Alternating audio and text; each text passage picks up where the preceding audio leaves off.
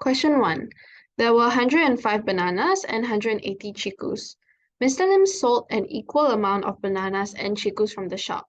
In the end, the number of chikus were 4 times the number of bananas at the shop. So how many bananas did Mr. Lim sell? So we can tell that this is an identical difference question because Mr. Lim sold an equal amount of bananas and chikus. So the difference between bananas and chikus will remain the same in the beginning and in the end. So let's draw our models. We have bananas and chikus. And we know that in the beginning, there were 105 bananas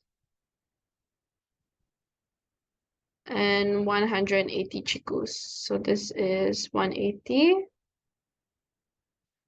and this is 105. And we know that in the end, the number of chikus were 4 times the number of bananas at the shop. And he sold an equal amount. So let's say he sold this amount for bananas. It means he also sold the same size box for chikus.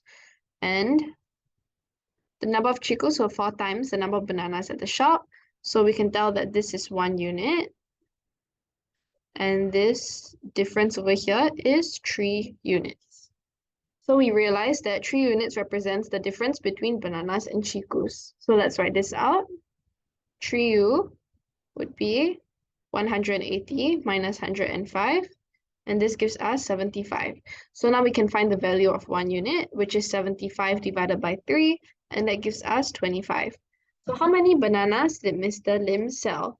All we have to do is so we want to find this amount. So all we have to do is take 105 minus 1 unit. So number of bananas Mr. Lim sold is equals to 105 minus 25, and this gives us 80. So this is your final answer.